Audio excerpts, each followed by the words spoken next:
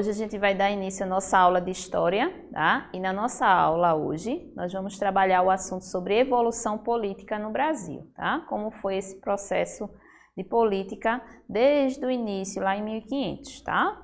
Então, o objetivo da nossa aula de hoje é compreender e comparar o modo administrativo do Brasil, em tempos e espaços diferentes, tá? Identificando o que mudou e o que permaneceu. A habilidade nacional curricular, que é a BNCC, que a gente vai explorar hoje, é identificar mudanças e permanências ao longo do tempo, discutindo os sentidos dos grandes marcos da história, da humanidade, tá? Então vamos lá dar início à nossa aula. Há muito tempo atrás, o Brasil colônia é o período que compreende os anos de 1530 a 1822. Esse fato histórico iniciou com a primeira expedição realizada por Martim Afonso de Souza, no litoral brasileiro. O período pré-colonial, a economia baseava-se na exploração do pau-brasil. Essa atividade consistia na extração de tinta da madeira para a pintura de tecidos, né, que é o que a gente já falou em outras aulas, que era o pau-brasil. Portanto, essa era a atividade econômica da época. Para cortar a madeira, os portugueses davam aos índios objetos como quinquilharias, metais, espelhos, colares e entre outros. Na história, chama-se escambo, esse tipo de troca que eles faziam. De acordo com a história do Brasil, o marco inicial no Brasil colônia foi o momento em que Dom João VI encaminhou Martim Afonso de Souza, em 1530, para ele realizar uma expedição colonizadora no litoral brasileiro. A finalidade de estabelecer vilas e dividir lotes de terra para os donatários, né? Os donatários eram aquelas pessoas que estavam lá administrando as terras quando eles recebiam elas, explorando os metais preciosos e cultivando a cana-de-açúcar. A criação do governo geral no Brasil colônia, o primeiro governo geral foi criado em 1548. O sistema de capitanias hereditárias não deixou de existir, porém algumas fracassaram em detrimento a alguns motivos, por exemplo, a ausência de recursos financeiros, ataque de índios, ameaças de estrangeiros, a distância também em relação à metrópole. O objetivo de Portugal em criar um governo geral era reduzir o poder dos donatários e formar um comando geral na colônia. A Bahia foi selecionada como sede do governo geral, em razão do lugar ser um ponto estratégico para se estabelecer a comunicação com outras capitanias brasileiras. Quem foram os governadores gerais? Para administrar a colônia e responder em nome do rei, foi escolhido um governo geral. Os três primeiros foram Tomé de Souza, tá? Ele foi o primeiro governador geral. Na sua administração, fundou a cidade de Salvador, em 1549, a primeira capital da colônia até então. O governo de Tomé de Souza durou de 1549 a 1553. Em seguida veio Duarte da Costa, ele foi o segundo governador-geral da colônia. O governo dele durou de 1553 a 1558. E o terceiro foi Mendes Sá, tá? Que ele assumiu o governo geral. Na administração dele, os franceses foram expulsos do Brasil. Ele também fundou a cidade de São Sebastião do Rio de Janeiro e permaneceu no cargo de 1558 até 1572. A estrutura do governo geral no Brasil colônia, como foi organizado, tá? Eles tinham 3 auxiliares, sendo eles tinham o ouvidor-mor, que era encarregado da justiça do governo, tinha o provedor-mor, responsável pelo setor financeiro, e o capitão-mor, que cuidava da defesa do litoral. No Brasil Império, agora a gente vai um pouquinho para o Brasil Império, tá? Esse período aí da história do Brasil que se iniciou com a independência do Brasil, tá? Em 1822, por Dom Pedro I, e se estendeu até 1889, quando a República foi proclamada. Os desgastes nas relações entre Brasil e Portugal fizeram com que Dom Pedro proclamasse a independência do Brasil. O nosso país, então, converteu-se em uma monarquia e Dom Pedro foi coroado imperador, tornando-se Dom Pedro I. O período imperial do Brasil está dividido em 3 fases. No primeiro reinado, que vai de 1822 até 1831. O período regencial, que segue de 1831 a 1840. E o segundo reinado, que é de 1840 a 1889. Tá? Então, vamos aí dar fazer uma leitura sobre esse primeiro reinado, que foi o período em que o país foi governado por Dom Pedro I, filho de Dom João VI e regente do Brasil até a sua independência. O primeiro reinado ficou marcado pelos atritos entre Dom Pedro I e outros grupos políticos no Brasil, pelo seu autoritarismo e pela incompetência na administração do país. O período regencial, regentes eleitos governaram o Brasil durante esse período, a fase que ficou marcada pelas disputas entre os parlamentares brasileiros e por rebeliões provinciais. O período das regências teve fim em 1840 com o golpe da maioridade, no qual os políticos brasileiros anteciparam a maioridade de Dom Pedro de Alcântara, filho de Dom Pedro I, para que ele pudesse ser coroado como imperador do Brasil aos 14 anos de idade. O segundo reinado é o período em que Dom Pedro II, foi o imperador do Brasil. Após esse golpe da maioridade, que tornou ele o imperador, com 14 anos apenas, se estendeu entre 1840 até 1889.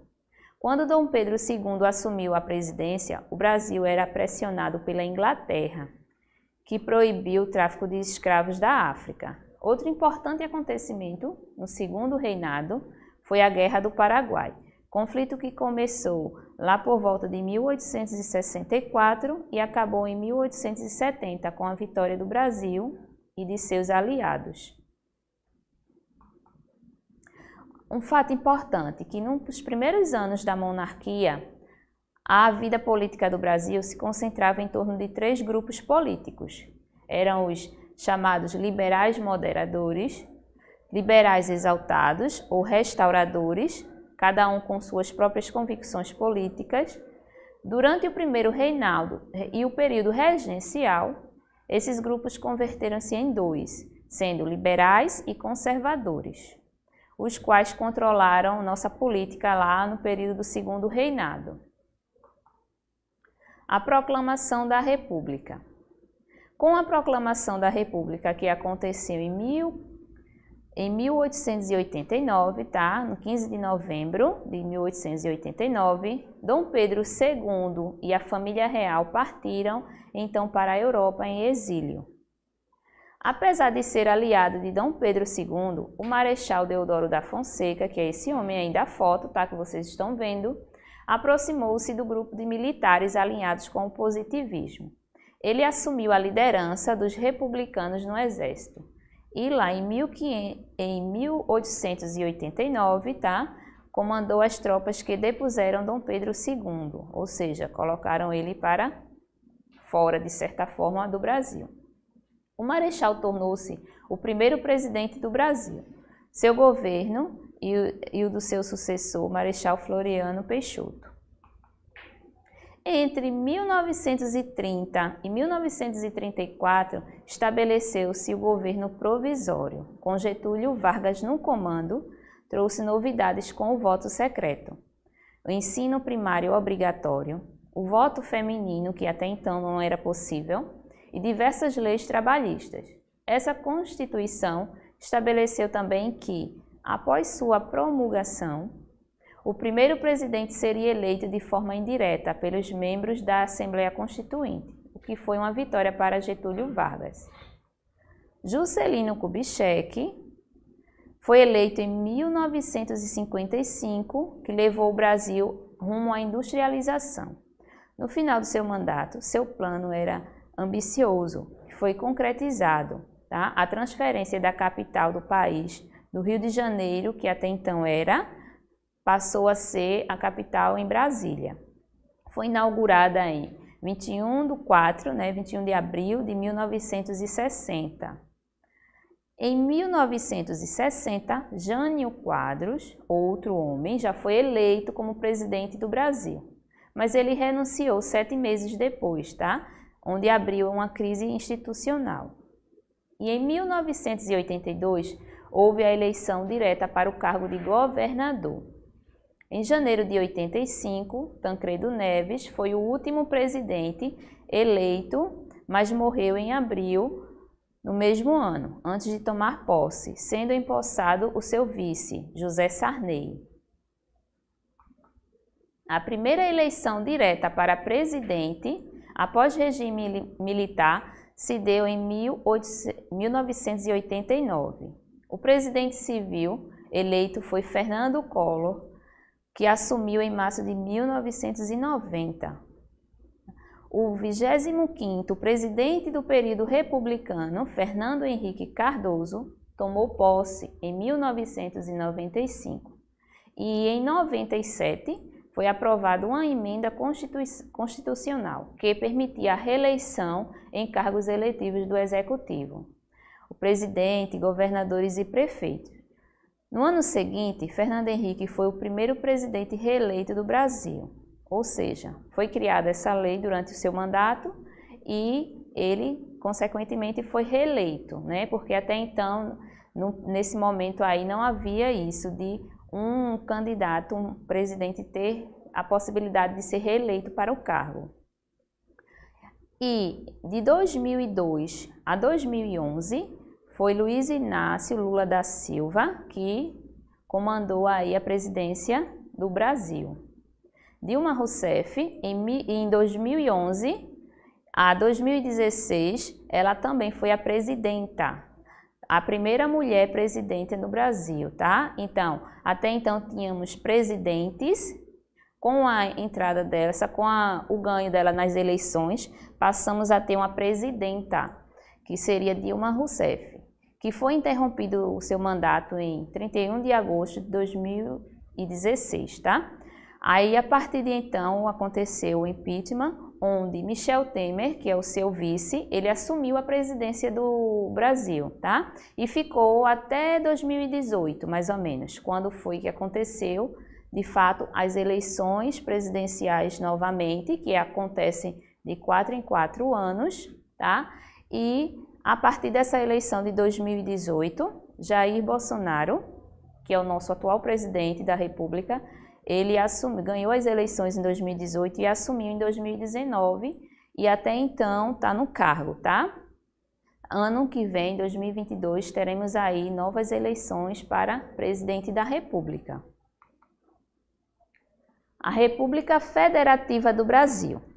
O que é isso, gente? Segundo a Constituição, que foi criada em 1988, tá? É organizada em 3 poderes. Tá? A Constituição, que eu falo aqui de 1988, é uma lei fundamental extrema do Brasil. Tá? Ela tem o objetivo de firmar direitos e deveres para os cidadãos e o próprio governo. Então, temos aqui 3 poderes, que são Executivo, Legislativo e o Judiciário. Então, a gente vai agora estudar um pouquinho a função desses 3 poderes. No poder executivo, como o próprio nome já diz, é o poder que executa, fiscaliza e gere as leis do país. Esse poder está representado pela Presidência da República, pelos ministérios, secretarias da Presidência, órgãos da administração pública e os conselhos das políticas públicas.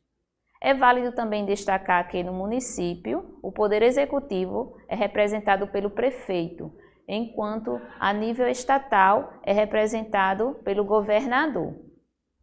Já o poder legislativo é aquele que estabelece as leis de um país.